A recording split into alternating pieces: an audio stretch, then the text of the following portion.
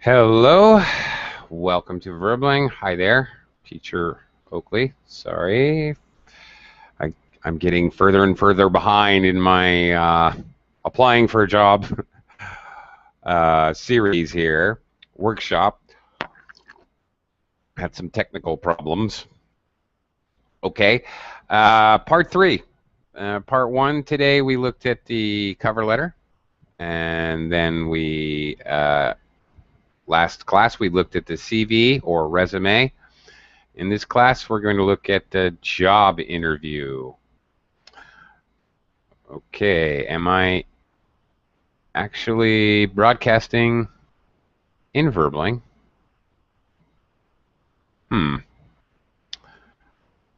Oh boy. Okay, maybe I still have technical problems. Shoot.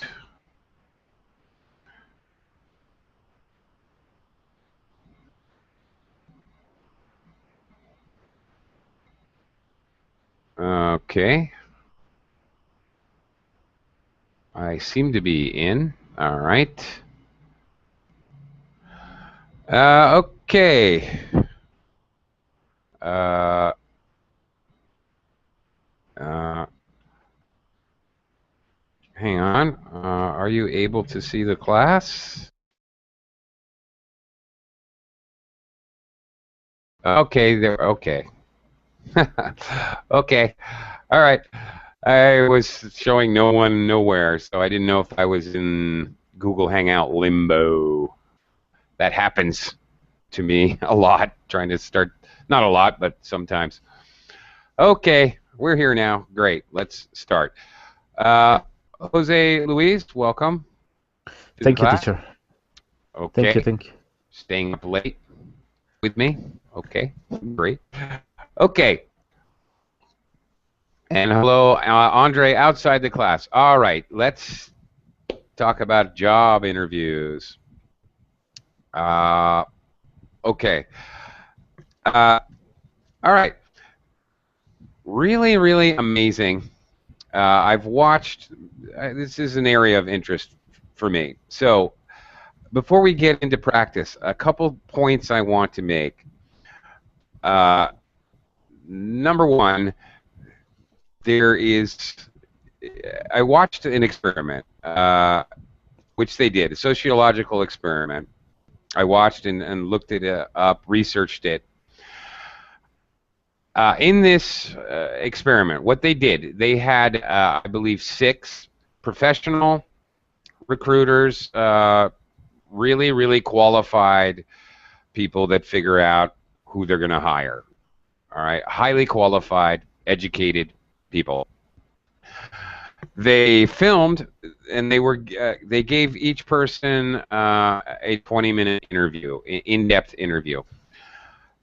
They filmed the first minute of these interviews, and they showed the clip of 1 minute, the first minute of the interview, to hundreds of just random people, McDonald's worker, street cleaner, CEO, just random people, and said, who would you pick? Amazingly, who would you hire? Amazingly enough, random people were extremely close to what the professionals, random people after looking at 1 minute, were within 5% of what the professionals picked after a 20-minute interview.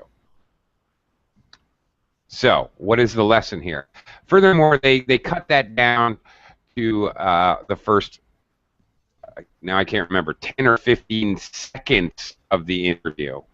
And still, the random people who have no training in hiring were able to be within 10% of the professionals who in who they would hire.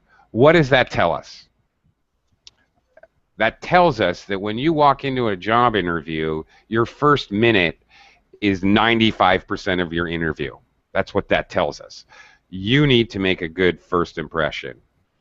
Confident, good body language, look the person in the eye, shake their hands with a firm, not too firm, side to side, palm to palm grip. Don't be fumbling around with a cup of coffee in your hand or a lot of your portfolio and you've got things in your hand and you can't put anything down and you can't shake hands. You've got to be smooth. You've got to have good body language. Before you even get into the questions on the interview, your interview's over. Pretty much. The first things out of your mouth are going to be what get you the job or not. In Western companies, your interview is 95% of whether you're being hired or not. Your CV, your cover letter is an introduction to get somebody to read your CV or resume. Your resume is an enticement to get them to interview you. Your interview is over after the first minute, basically, and the rest is just frosting on the cake. Very, very true. Second really important point, another experiment, very interesting sociological experiment that I saw, which was duplicated. Very interesting. Twins, the identical twins, they look exactly the same, were asked to go in and do an interview. Now, twin number one said, okay, the question was something like, tell me about your personality, or how does your personality relate to your job, or what would your coworkers think of you? Yeah, I think that was it. What do your coworkers think of you? Twin number one said, well, I'm upbeat and I work well with others. However, sometimes I'm kind of nitpicky and I am very strict about following the rules. So, twin number one, positive, then a couple negative points. Twin number two came in and reversed it. What do your coworkers think about you? She said, well, I'm kind of nitpicky and sometimes I like to follow the rules too closely. However, I'm very upbeat and I work very well with others. She said the same information. She's an identical twin. She looks exactly the same. Every time with different interviewers, they ran this test with many, many different interviewers, always, first person was picked first. The first twin was chosen, even though they said identical things, because positive information, human beings tend to process the first part. They don't worry too much about the rest, because if they understand the first part, they understand that the rest is detail. They're going to hear the first part. Positive. So, the lesson to learn, this psychological lesson, be positive, especially in the beginning of an interview. You've increased your chances tenfold simply by doing this. If they say, did you have any problems finding us today, which is a very common introduction to an interview, did you have any problems finding the building, finding the company, and you start out with, well, I got stuck in traffic for a while and I couldn't find the subway, you might as well go home right now. Forget it. If you start out complaining or negatively, you're done. You're history. Start out positive. Oh no, the directions were very good and I found my way immediately. Great. You know, whatever they say in the beginning, be really upbeat, positive, look them in the eye, and you're halfway home. You know, 90% done. Okay, of course there's going to be variations. There's a lot of variables. You know, you don't know, are you the first interview of the day or are you the 50th interview of the day? Keep that in mind, all right? If you're the first interview of the day, okay, maybe they want to hear more details. If you're the last interview of the day, please be brief, be succinct. Don't get talk about sidelines. You know that interviewer is just thinking about going home and beating Mm. traffic. They're human beings. So keep that in mind when you do your interview, that you're talking to a human being.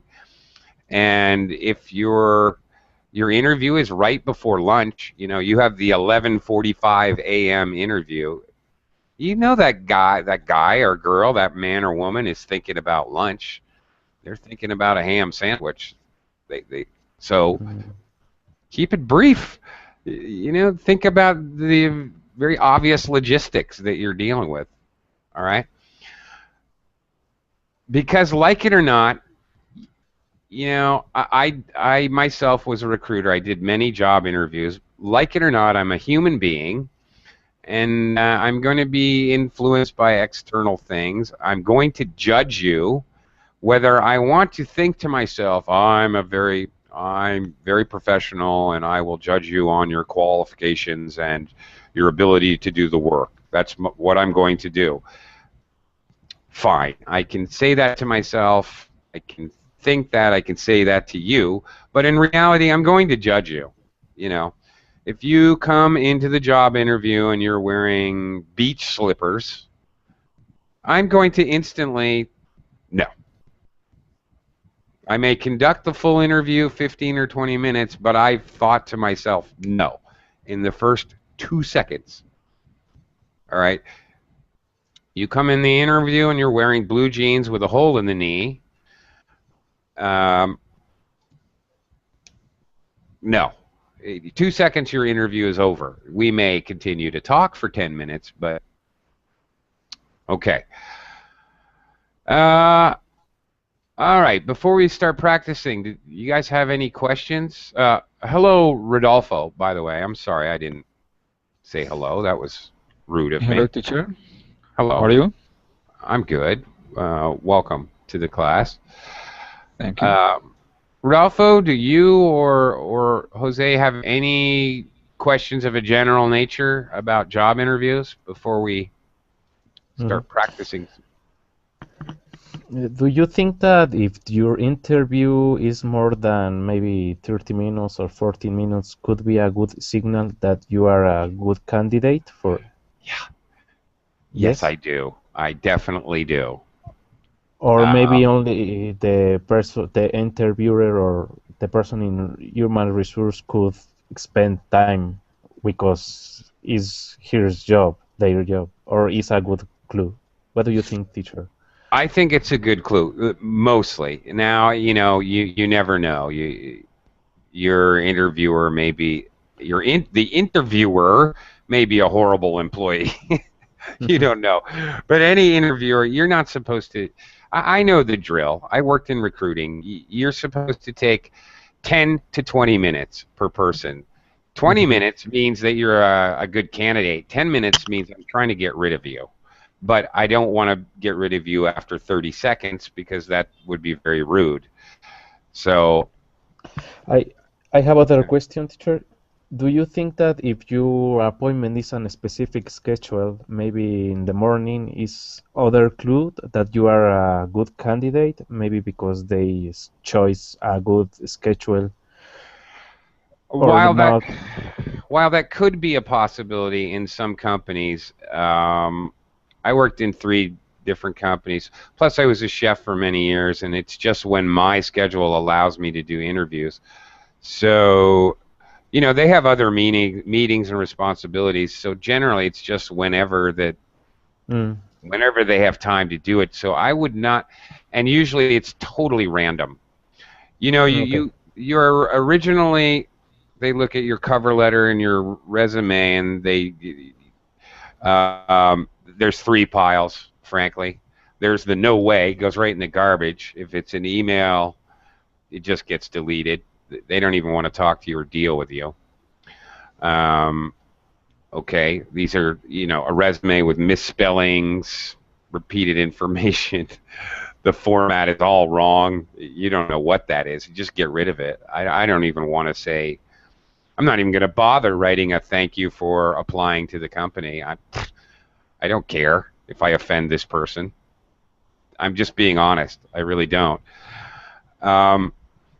Second pile is, okay, maybe, possibly this is a resume for a job opening I just don't have, or maybe I just filled it, so I don't need this, mechanical engineer right now, but it looks good, so let's file it.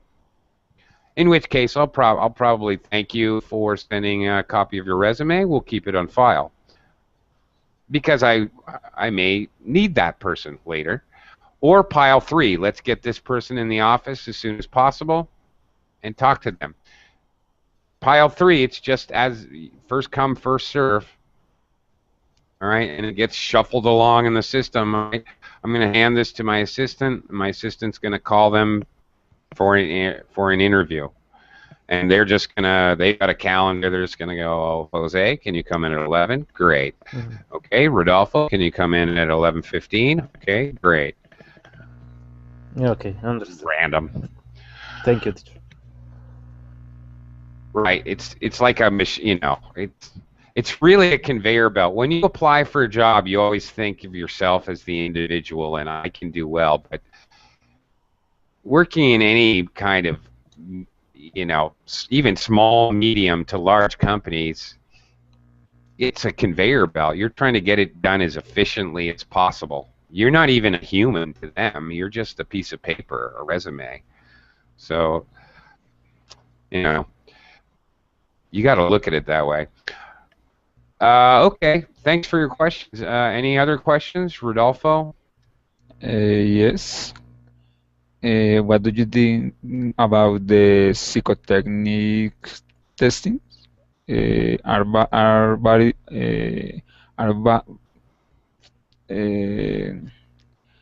think that testings are good to evaluate a candidate, or testing? Yes, psychotechnic. What kind of testing? I mean, there's tons of testing.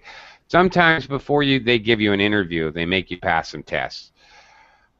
They could be aptitude tests, which I have a problem with, to be frank, because there's basically kind of an IQ test or intelligence test, but they give them generally, an HR department thinks it's a good idea, but maybe that kind of intelligence is not even relevant to the job you'd be doing. Maybe you just suck at tests.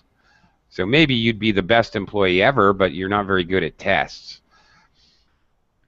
Sometimes I hate tests. However, making you take a typing test because 90% of your job is typing, fine, that makes sense to me. Having you do a listening comprehension test because your job is going to be customer service on the phone, sure. I don't mind tests that are directly related to the task that you are going to be asked to do. I think that's very logical.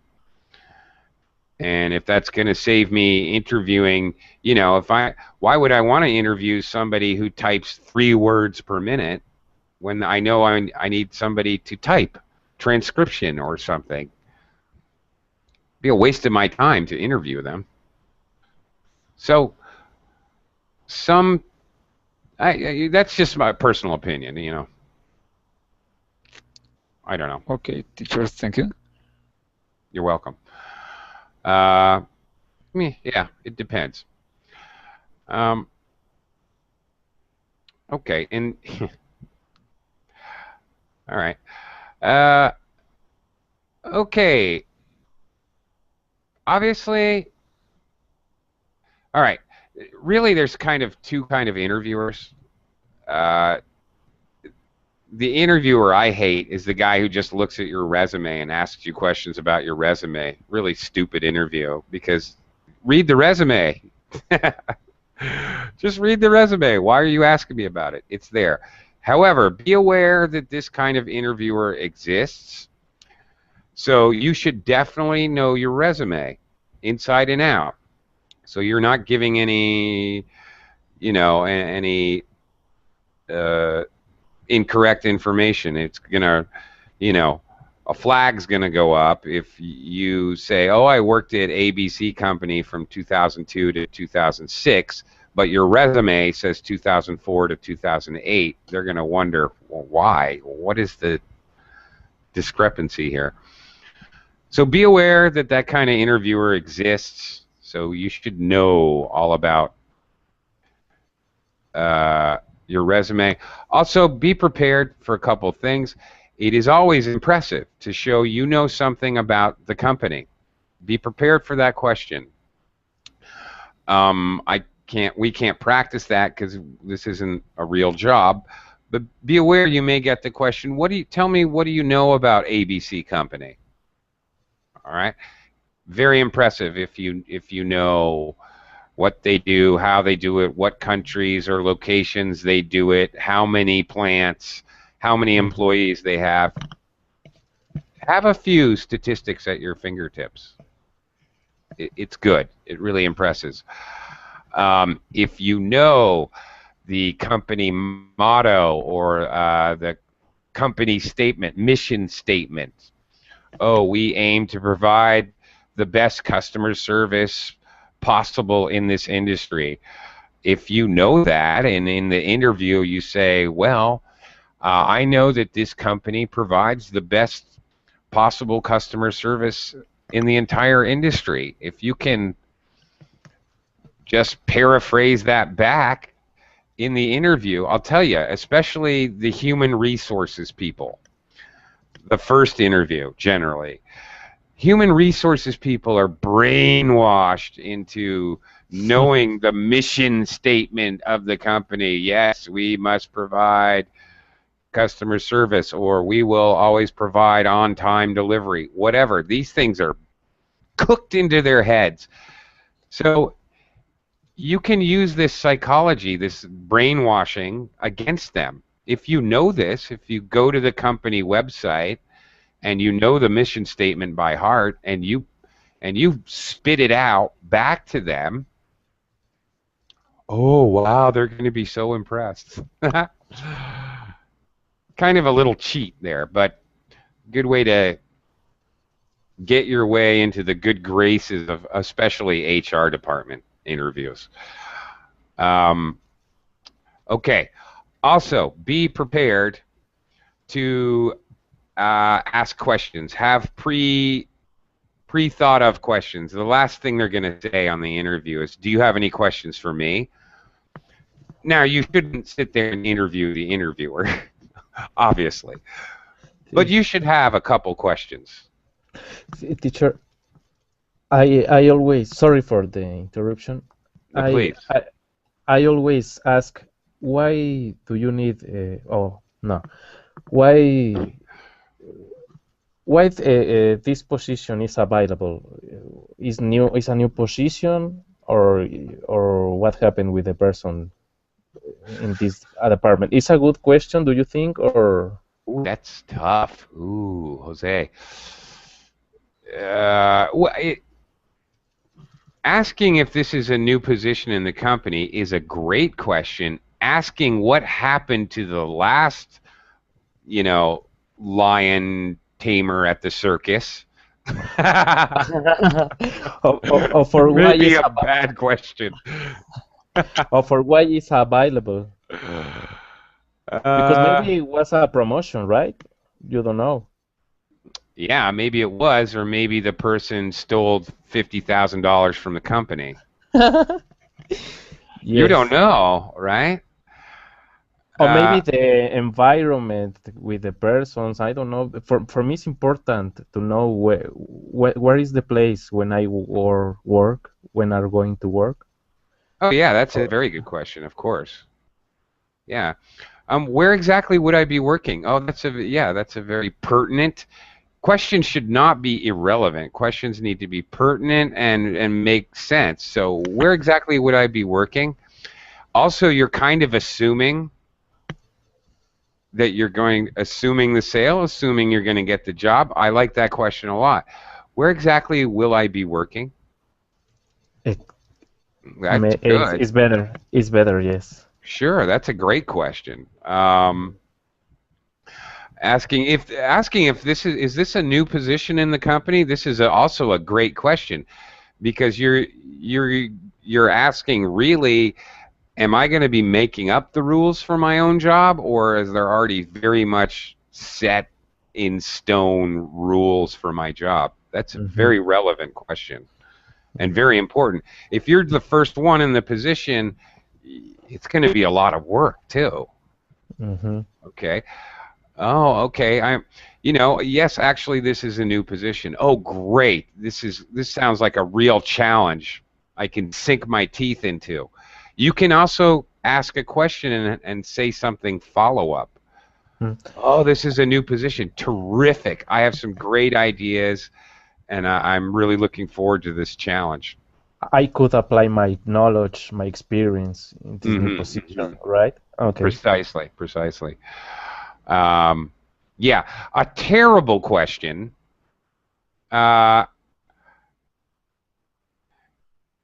Is it an aggressive question? Well, I think asking if it's a new position is a neutral question, Stefan.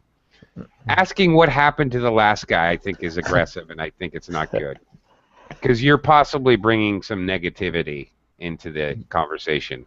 Why? Mm-hmm. Don't introduce negativity. Positive, positive, positive, positive, positive. Think positive. Repeat the word positive to yourself 50 times before the interview. Keep everything positive. Yes. A horrible question. What would be a bad question? Can you guys think of if I ask you, do you have any questions for me? Can you guys think of a... How many pay you for this? Yeah, you nailed it. Yeah. What is my salary? Yes. My schedule, even my schedule, right, teacher? What is my schedule? Yeah, also not good. Right. Yeah. Well, it depends on the job. Your schedule may be relevant. It may be relevant. If you have small children you have to care for, you may end the interview yourself. You have to work, you're working the night shift from 2 a.m. to 10 a.m. Oh, really? Is that the only shift available? Yes, it is. Oh, well, then there's no way I can do the job. Then you're actually helping the interviewer, The interviewer's probably going to bring information like that up, though, seriously. They're going to say, I always ask, do you have any problems working these hours? I always do that when I'm interviewing. There's no point in wasting my time. So do you understand? I would bring that up immediately. Do you understand that this is a night shift job, that the hours are from 8 p.m. to 4 a.m.? And if the person, says, oh, no, there's no way I can do that, well, then I just saved myself 10 minutes, 15 minutes. I can go eat a donut and have a coffee in the break room now. Yay! So as the interviewer, I'm going to bring that up. Andre, I can sink my teeth into. It's an idiom. That's something I can sink my teeth into. I can do with enthusiasm. What does it mean, teacher? Sorry. Okay, an idiom that is okay. Something I can sink my teeth into means something that all right, you have a donut. Wow, it's delicious. So a job you can sink your teeth into, something you can really enthusiastically do. Yeah. Teacher, I have a question. Yes. If a good question, if I ask for the localization of the place in where I going to do my work. Okay, I'm sorry, I didn't catch that all. Could you repeat that? If I ask for the place, the exactly localization of the place in where I have to do my work. Yes. Maybe because it's far for me or something like that. Sure. Yeah, yeah, we did. We said that. Yeah, it's okay to ask where exactly would I be working. It's good or it's bad? Sure, that's fine. It's fine. That's fine. And again, your work times and your locality, I pretty much, if the interviewer's smart, they're going to bring that up right away. Because if either one of those things is going to eliminate you from taking the job, then the interviewer's just saving themselves time, a lot of time. So if it's a good interviewer, they'd be bringing that up. Okay.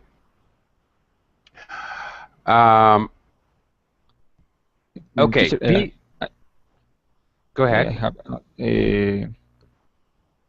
it's about the salary. Why is bad if I ask for the salary? For Let me, them. Okay, Rodolfo. Yeah, it's important to you, but it's not important to them. Okay. Okay. If they are, let them bring it up. And we were talking earlier about indications it was a good interview or a bad interview. If they bring up salary to you in the interview, they're pretty much saying you have the job. Let them bring it up, and then feel free to talk numbers. Feel free. If they bring it up, that means they want to hire you. They're not saying, oh, we want to hire you. They're saying, and how much salary would you require? They're not saying it, but they are saying it. I would never ask that question to somebody I don't intend to hire. All right? Let them bring it up. Anyway, you always, until you sign the contract, you always have the option to say no if it's not enough. You should, it's a good point though, Rodolfo, you should have a number in your head before you walk into the interview, in case it could come up. In case it comes up. You know, if you ask about how much money, it seems greedy, it seems you only want the job for the money. If it doesn't come up, that doesn't mean it was a bad interview. Perhaps they will call you up for a second interview. Remember, that's very often there's more than one interview. The last, you know, I worked in a company, 2 interviews. I worked in a company, 3 interviews. One to check English ability, one to check one is a screening interview, then an English speaking interview, and then an actual what exact position and which part of operations is going to hire you. In which case you could have several more interviews if you were rejected by different areas of operations. You could have 6 interviews before you actually got the job. So nobody's going to talk to you about money until the end, the last one who really wants to hire you. So keep that in mind. Is also, you know, is this an interview to check your English skills? Is this a general human resources interview to see if you get passed on for a second interview? In that case, it would be a horrible mistake to talk money, because the HR department may not even have, they may not even know how much money your job gets. So, you know, keep that in mind as well. Okay. Okay. Be aware of, be wary of, be on the alert for trap questions. For example, Jose, tell me about a problem you had with your with a boss. Okay, honestly, I never had problems with my boss because I tried to do my best in my job, and I always follow the instructions that my boss give me. So I never have a problem, honestly. I know that maybe it's impossible to you trust me, but really, I never have a big problem with my boss. Maybe sometimes with the schedule, but not a important problem with my boss. There We you go. always work together. No? Very nice. Okay, it's impossible to have a relationship with anyone, in the world without ever having a conflict. So if you say I've never had a conflict, of course that sounds like a lie. I mean, your mother, your father, your brother, your sister, your best friend, you've at some point you've had a conflict with these Mm-hmm. people, although you love Mm-hmm. them with all your heart, of course. So we know you've had a conflict with a boss. It's not possible that you didn't. Good answer. Small matters such as scheduling requirements, such as schedule conflicts and things of that nature. Uh, but usually, through open dialogue, we were able to overcome these small difficulties. That's a great answer. Okay, thank you. Okay, that's great. Telling a 10-minute story about what a jerk your past boss was, not good. Remember, positive, positive, positive, positive, positive. Everything has to be positive. They will ask you questions. If you speak negatively about your old boss or your old company, then of course the assumption is you will then speak negatively about this company when and if you finish working here, which is not good. Pretty much you've blown the interview if you do that. You might as well forget it. Stay positive. They will ask you trap questions. Problems with your boss, problems with your last job. Why did you quit your last job, or why did you stop working at your last job? What happened is another trap question. It can be a trap question. Um, Here's a question I usually ask. Rodolfo, why did you stop working at your last job that you stopped working at?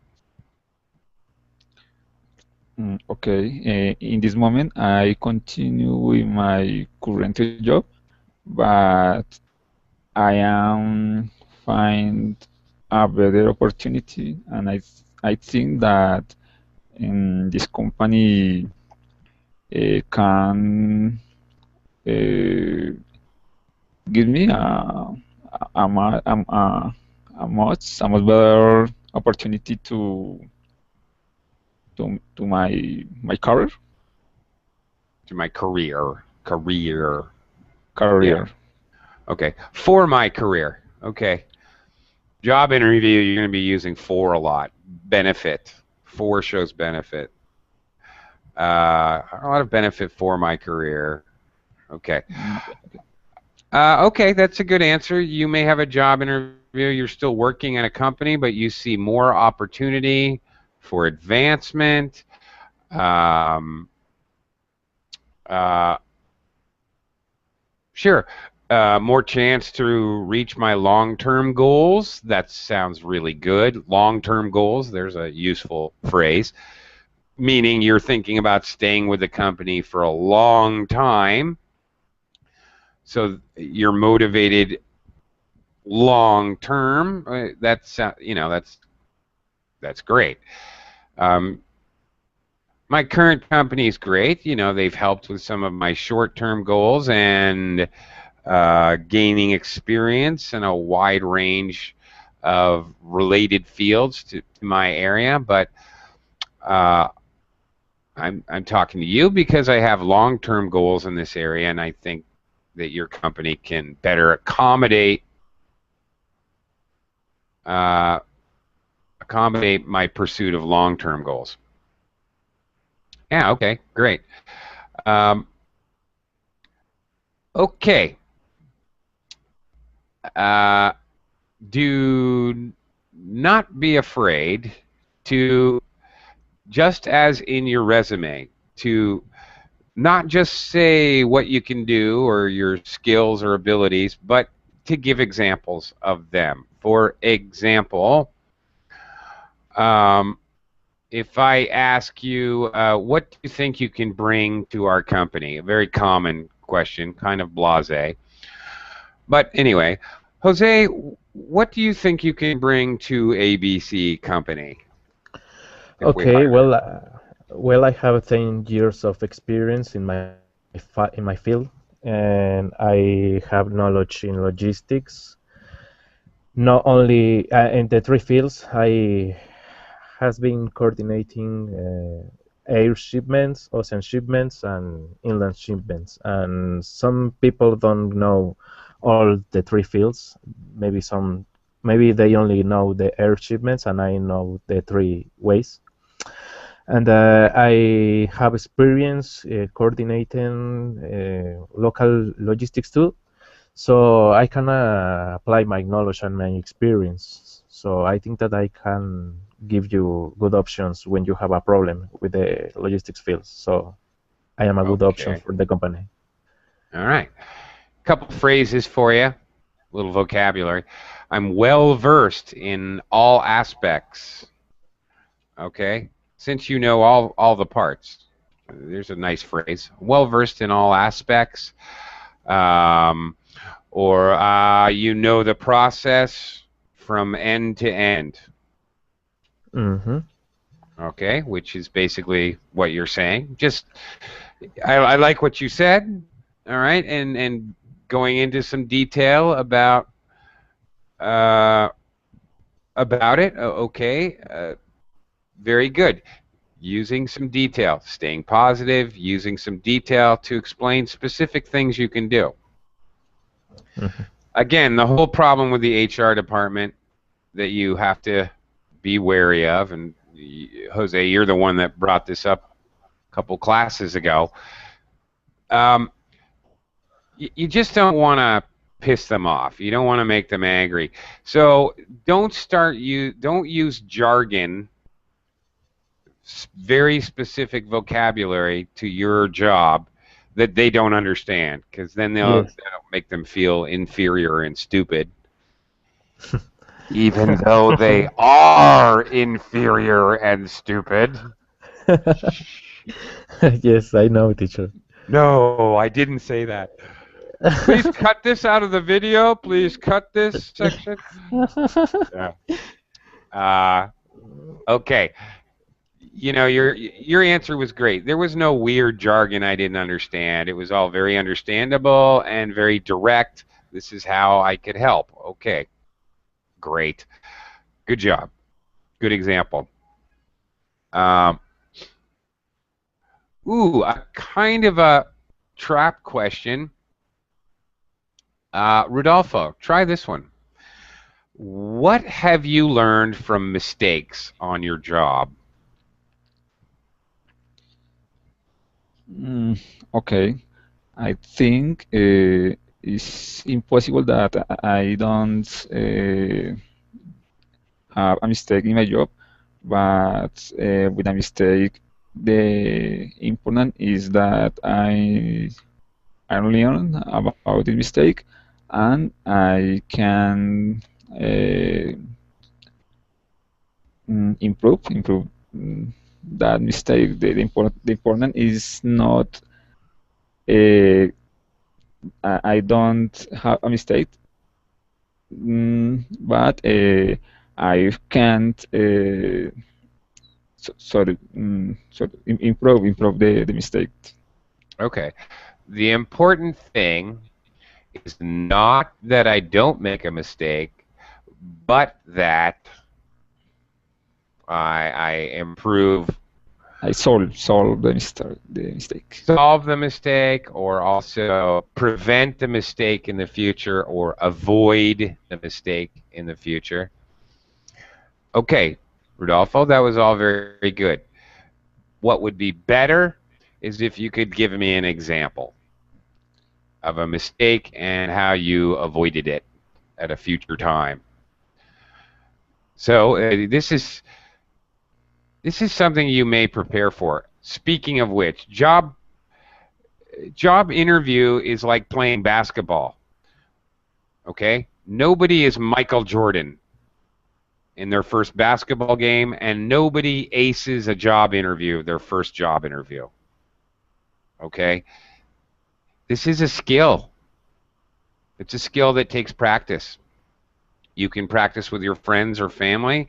You can practice by, it's not a horrible idea to take a couple job interviews for a company that you don't even want to work for, just to practice. Get used to the types of questions and the situation and making yourself feel comfortable and confident. Not a bad idea at all. You know, before professional basketball teams play the regular season, they play some warm-up games. And they practice a lot, you know, with themselves, and then they play some warm-up games. It's not a bad idea. Not horrible advice to actually go to a couple job interviews where you don't even care about the job. Just as a way of practicing.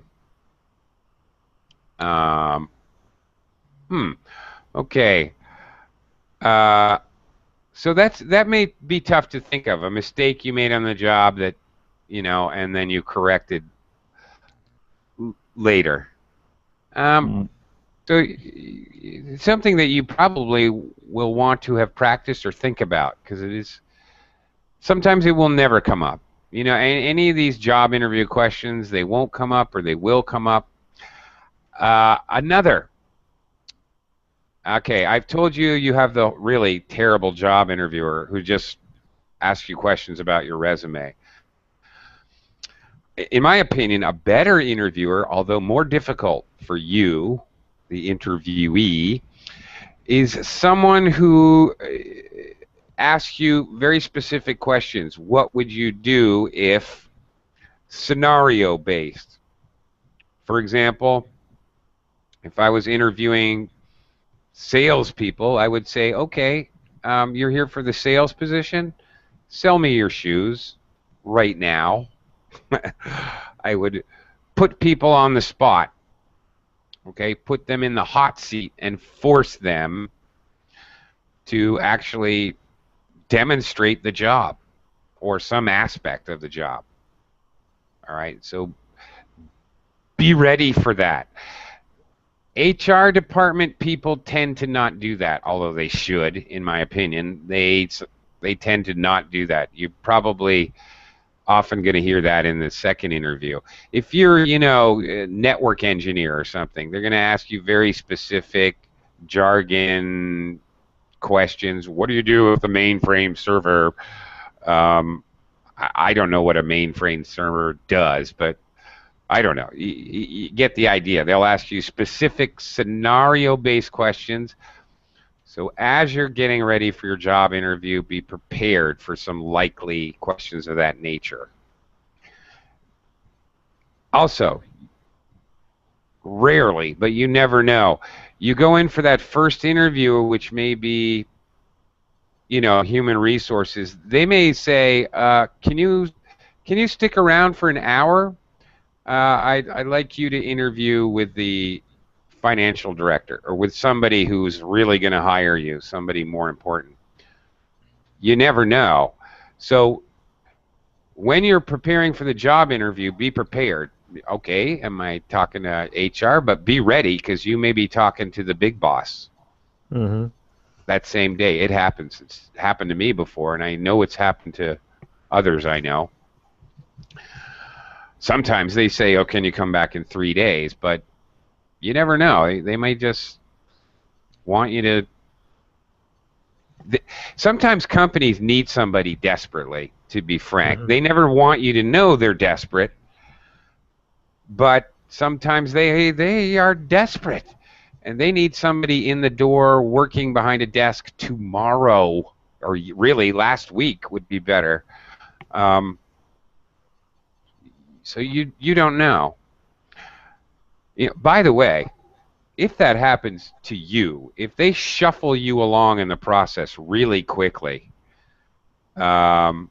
really fast, you're going okay, you send in your resume and then they call you the same day and ask you for an interview, and then from the interview they're saying second interview.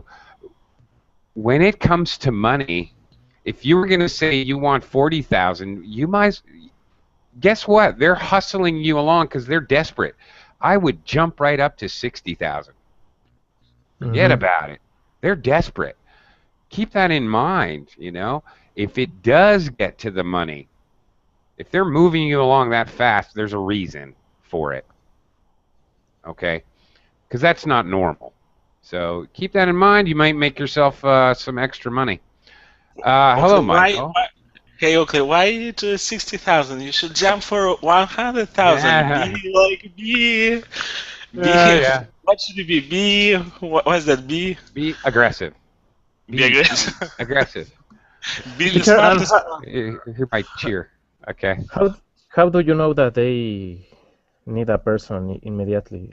What Right is away? a good signal? Well, a good sign is if they're taking you from one interview to the next interview on the same day. A good sign is you send them your resume and they contact you that same day or the next day. In the next 5 minutes. That's happened to me before, Michael. You laugh. That has totally happened to me before. I sent a resume like ting, and then seriously, 5 minutes later, I'm typing up my second cover letter to send to another place, and inbox ting. Can you come in for an interview? Holy smokes! Can you come to work in our company? Can you start work on Monday? Yeah. You never know. Never happened with me. For me, was opposite. Conversely, was I should have called them and asked, "Did you read my resume? Did you, or somewhere was stuck?" And that's a good point. Follow up after you send your resume. If you don't hear from them, even in your cover letter, you should say in the third paragraph of your cover letter, "I will follow up by calling you or by emailing you in a week to make sure that you have all the information that you need." And then do follow up.